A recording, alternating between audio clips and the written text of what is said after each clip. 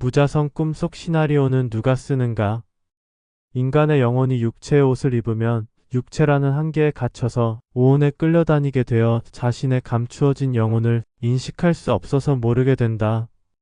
평소에는 감추어진 영혼은 꿈을 통하여 드러나기도 하는데 마치 자신이 여기 있으니 알아차리라는 신호와도 같다.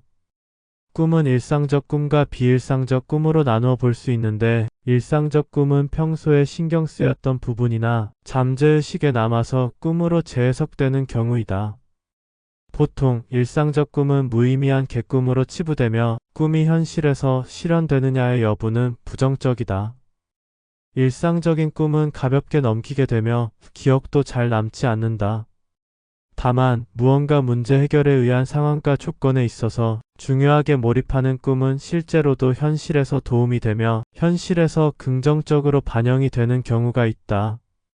즉 현실에서 다가올 상황들을 미리 대비하여 꿈속에서 시뮬레이션 하듯 고도로 집중이 이루어지면 현실에서도 긍정적인 효과가 일어난다. 몽중이려도 이러한 일상적 꿈에서 이루어지는 현상이다. 즉 몽중이려는 일상적 꿈속에서 일어나며 꿈속에서도 이러하여 꿈꾸는 자신을 알아차리게 된다. 몽중이려는 깊은 숙면에 들어서는 일어나지 않으며 깊은 잠이 아닌 가수면 상태에서 일어난다. 수행이 깊은 선사들은 몽중이려 한 상태를 수행의 높은 경지로 평가하는데 틀린 말은 아니다. 꿈속에서 꿈을 꾸는 자신을 알아차리고 마음이 흐트러지지 않고 다스린다는 것은 꿈을 꾸는 당사자에게는 여간 스트레스가 아니지만 꿈속에서도 마음을 놓아버리지 않는 이려는 상당한 수행을 하지 않으면 불가능하다.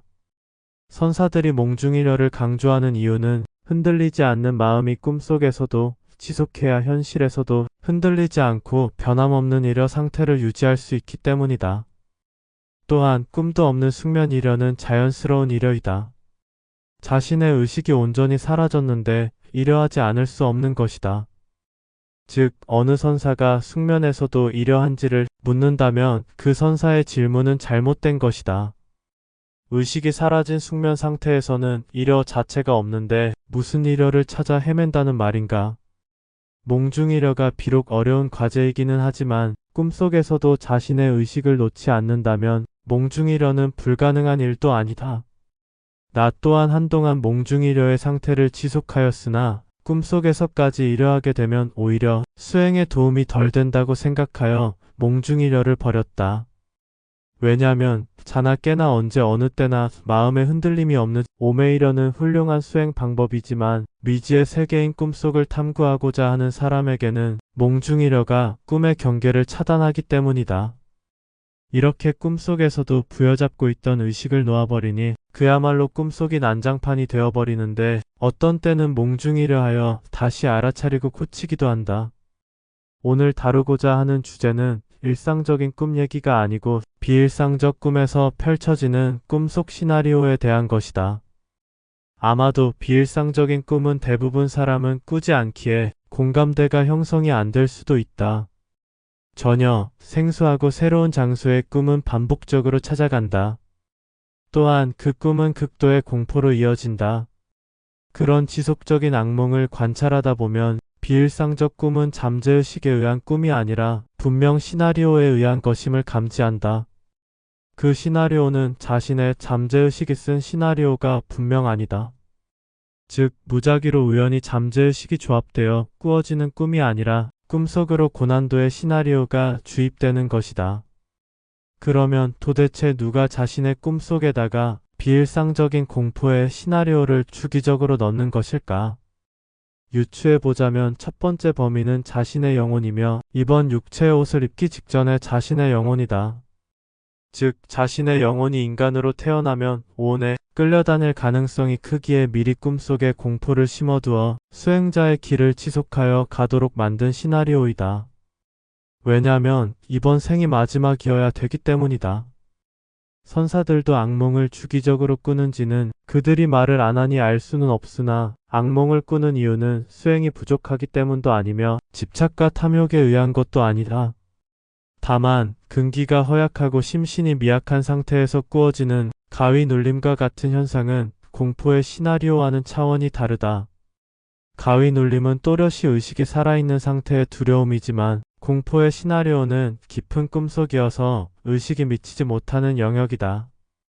즉, 가위 눌림은 어느 정도 의식에 의해서 통제가 이루어지지만 공포의 시나리오는 자신의 의식으로 제어할 수 없는 경계이다. 자신의 의식이 사라진 상태일 때 자신의 깨우친 정도가 드러난다. 깨우친 척도가 바로 공포의 시나리오의 자신은 어떠한가이다.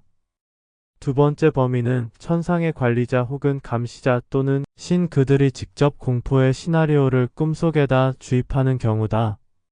그들이 이러는 이유는 공포를 통하여 깨침의 길을 방해하거나 깨친 정도를 시험하기 위한 목적이다. 꿈속 단계별 공포의 시나리오의 난도가 올라가도 자신의 근본에서 흐르는 자비심과 측은지심은 그득 깊어져 공포의 시나리오는 가을 나뭇잎 떨어지듯 소멸한다. 만약 깨침이 부족하거나 심약하다면 공포의 시나리오에 짓눌려 심장마비로 죽을 것이다. 아무튼 공포의 시나리오를 자신의 영혼이 직접 심어두었든지 아니면 신 그들이 강제로 주입했는지는 중요치 않다.